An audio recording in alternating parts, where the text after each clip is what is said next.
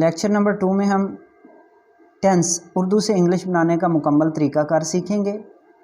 इसको मैं sentence structure का नाम दूंगा या आप इसे सेंटेंस मेकिंग फार्मूला भी कह सकते हैं। लेटर्स ऑफ अल्फ़ाबेट्स जो हैं टोटल 26 हैं, ए से लेकर जी तक।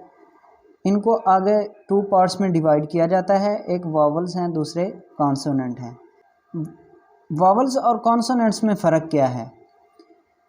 कोई भी हम लफ्ज़ प्रोनाउंस करते हैं, बोलते हैं, तो हमारे लंग्स से, फेफड़ों से हवा हमारे मुंह में आती है और मुंह के जो हिस्से हैं जो उस हवा को मोल्ड करने में, लफ्ज़ बोलने में हमारी मदद करते हैं, उनको आर्टिकुलेटर्स कहते हैं।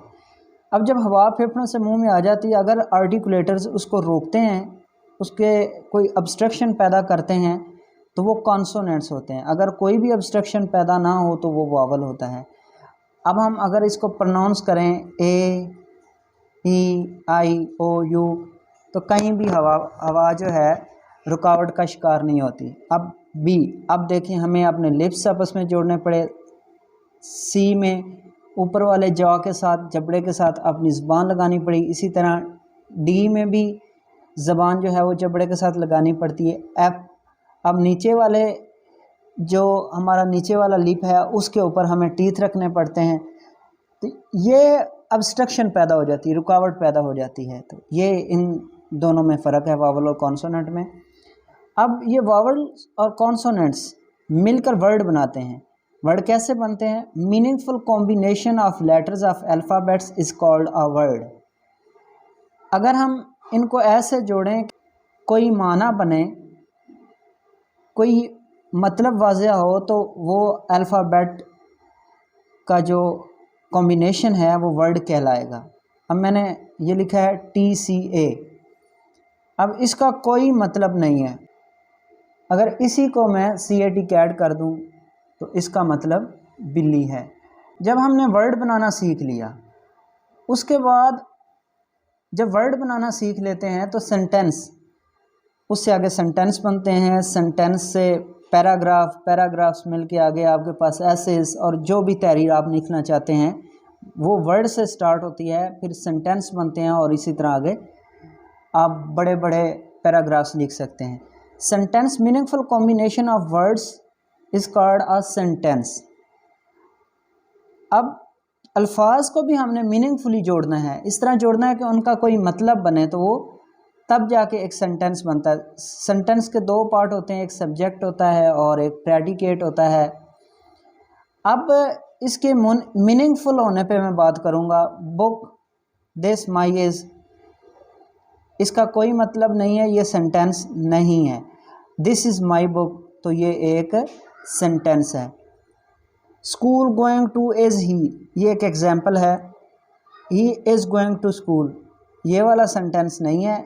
ये मीनिंगफुली हमने वर्ड्स को कंबाइन किया है, तो ये हमारे पास एक कंप्लीट सेंटेंस बनता है। अब हम आते हैं अपने बुनियादी लेक्चर पर कि सेंटेंस स्ट्रक्चर, बेसिकली ये बैकबोन ऑफ द टेंसेस है। इसके बगैर टेंसेस आप सीख नहीं सकते। सेंटेंस सबसे पहले टेंसेस के लिहाज से मैं आपको बताऊंगा, या तो सादा एक फ़िक्रा होता है, जैसे वो स्कूल जा रहा है। मनफी हो सकता है वो स्कूल नहीं जा रहा है। सवालिया, क्या वो स्कूल जा रहा है।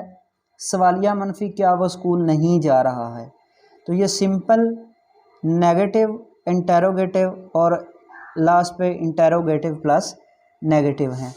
जो सिंपल सेंटेंस होगा उसमें सबसे पहले सब्जेक्ट इस्तेमाल होगा, उसके बाद हेल्पिंग वर्ब इस्तेमाल होगा, उसके बाद वर्ब, उसके बाद ऑब्जेक्ट होगा।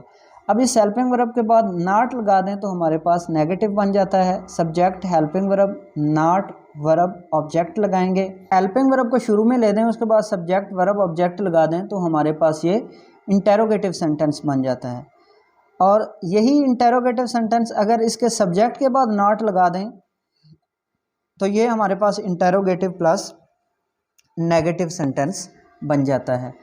जितने भी हम टेंसेस पढ़ेंगे उनके अंदर यही 4 स्ट्रक्चर इस्तेमाल होंगे। एक बार मेमोराइज कर लेने से हमेशा हमेशा के लिए आपका सेंटेंस स्ट्रक्चर बिल्कुल ठीक हो जाएगा और आपको कोई परेशानी नहीं होगी। कभी भी कोई भी सेंटेंस आपके सामने होगा तो आप फ़ौरन उसको मीनिंगफुली कंबाइन कर सकें। ये जो 4 चीज़ें इस्तेमाल हुई हैं, सब्जेक्ट है, हेल्पिंग वर्ब है, ऑब्जेक्ट है, ये क्या चीज़ें हैं? सब्जेक्ट, ये कोई भी बंदा जो काम कर रहा है, जैसे मैं पढ़ा रहा हूँ तो अब मैं सब्जेक्ट हूँ, जिसके बारे में बात हो रही हो। अब अगर आप मेरे बारे में बात कर रहे हैं या इस YouTube चैनल के बारे में बात कर रहे हैं तो वो YouTube चैनल जिसके बारे में बात हो रही है वो सब्जेक्ट है, जिसके बारे में बात की जाए। हम दोस्त जब इकट्ठे बैठे होते हैं तो किसी तीसरे बंदे का जिक्र कर रहे होते हैं तो वो ही हमारा सब्जेक्ट होता है। इनमें आई, मैं, वी, हम, यू, आप, ही, वो, शी, वो, इट, ये, दे, वो, जमा। ये शी लड़की के लिए है, ये बहुत बेसिक है, आपको पहले से मालूम होगा। तो सब्जेक्ट 2 तरह से इस्तेमाल होते हैं, सिंगुलर और प्लूरल। ही, शी और इट ये हमेशा सिंगुलर रहेंगे, हमेशा इनके साथ जो वर्ब एग्रीमेंट होगा, हेल्पिंग वर्ब एग्रीमेंट होगा, जो वर्ब लगाया जाएगा या हेल्पिंग वर्ब लगाया जाएगा वो सिंगल सब्जेक्ट के साथ लगाया जाएगा। और प्लूरल वी, यू और दे ये हमेशा के लिए प्लूरल के तौर पर इस्तेमाल होंगे, ये जमा ही रहेंगे और इसका वर्ब या helping verb agreement plural subject के तौर पर होगा। इसी तरह अब आ जाता है आई। आई जो है मुख्तलिफ टेंसेस में अपनी हालत बदलता रहता है।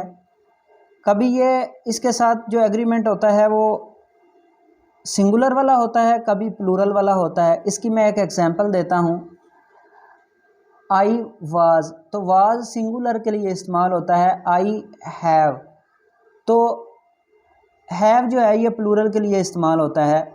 इसलिए ये अपनी जो है हालत बदलता रहता है। और इस एमआर में बात की जाए तो इसके साथ आई एम इस्तेमाल होता है। तो आई का केस थोड़ा सा बाकी सब्जेक्ट से डिफरेंट होगा। ही, शी, इट हमेशा सिंगुलर के तौर पर इस्तेमाल होंगे, वो, यू, दे हमेशा प्लूरल के तौर पर इस्तेमाल होंगे। हेल्पिंग वर्ब क्या है?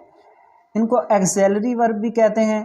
हेल्पिंग वर्ब हमारे every tense has its own and different helping verbs, उसके लिए शॉर्टकट इस्तेमाल किया है मैंने HV। अब ये डिफ़र करता है, एक ही टेंस के अंदर सिंगुलर के लिए और इस्तेमाल होते हैं, प्लूरल के लिए और इस्तेमाल होते हैं। ये मैं सब्जेक्ट की बात कर रहा हूँ। सब्जेक्ट एग्रीमेंट इनका सिंगुलर के लिए और है और प्लूरल के लिए और है। जैसे इज़, एम, आर, अगर इन तीनों की बात करूँ तो ये सिंगुलर के लिए है ये, और प्लूरल के लिए। आई का मैंने पहले भी बताया है, इसका हेल्पिंग वर्ब जो है वो आप मुख्तलिफ टेंसेस में मुख्तलिफ लेंगे। अब वाज और हैज़ ये सिंगुलर के लिए हैं, वर और हैव ये जमा के लिए हैं।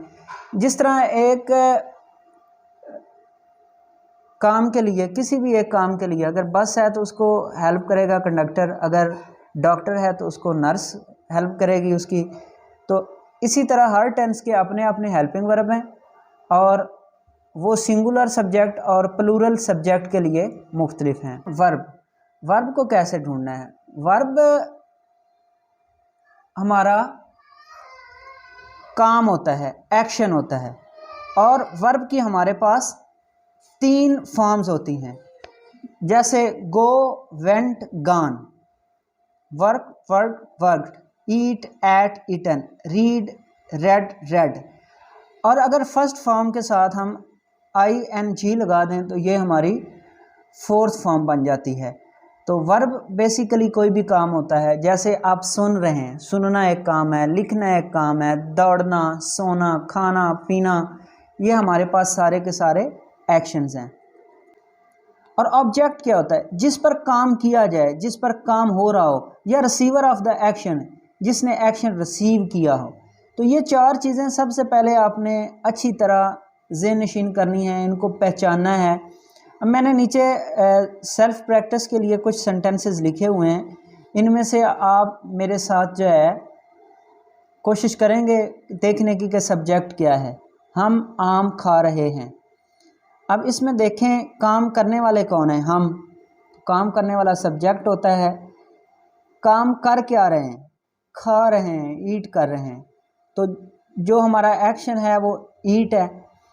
और हम किससे खा रहे हैं, हमारा एक्शन कौन रिसीव कर रहा है, तो वो मैंगो है। वो कपड़े धो रही है। अब काम करने वाली कौन है, शी, तो ये सब्जेक्ट होगा। कर क्या रही है, एक्शन क्या कर रही है, वो धो रही है। तो एक्शन इसमें वर्ब जो है वो धोना है। और कपड़े, जो चीज़ आगे एक्शन रिसीव कर रहे हैं वो कपड़े हैं, तो ये हमारा ऑब्जेक्ट होगा। असलम किताब पढ़ रहा है। इसमें आप खुद देखेंगे कौन सा सब्जेक्ट है, कौन सा वर्ब है और कौन सा ऑब्जेक्ट है। नूर टीवी देख रहा है। मैं टेंस सीख रहा हूँ। तो इनमें आपने खुद पहचाना है। अब मैं प्रेजेंट कंटिन्यूस को एज अ मॉडल सेंटेंस ले रहा हूँ। वो स्कूल जा रहा है, सब्जेक्ट इसमें वो है, वो का इंग्लिश ही है। इज़ एम आर इसमें हेल्पिंग वर्ब है। ही इज़ काम है गो और इसमें आईएनजी वाली फॉर्म लगती है। ही इज़ गोइंग कहाँ पे जा रहा है, टू स्कूल। अब देखें मनफी फ़िक्रे में मैंने क्या कहा था कि सब्जेक्ट के बाद हेल्पिंग वर्ब के बाद नॉट लगाना है। ये सब्जेक्ट है, ये हेल्पिंग वर्ब है, इसके बाद नॉट लगा देंगे। He is not going to school. अब सवालिया में क्या करना है, सबसे पहले हेल्पिंग वर्ब लगाना। अब इसमें हेल्पिंग वर्ब इज़ इस्तेमाल हो रहा है, तो इज़ हमारा शुरू में आ जाएगा। शुरू में आएगा तो आई कैपिटल होगा।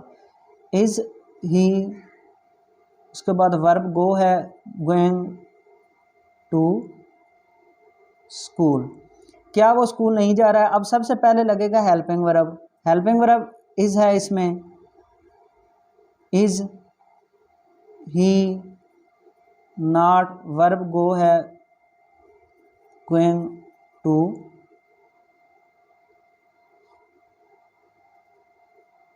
स्कूल। इनके एंड पे क्वेश्चन मार्क आएगा। ये अगर आप स्ट्रक्चर सीख लेते हैं तो आपको कभी भी टेंसेस में परेशानी नहीं होगी।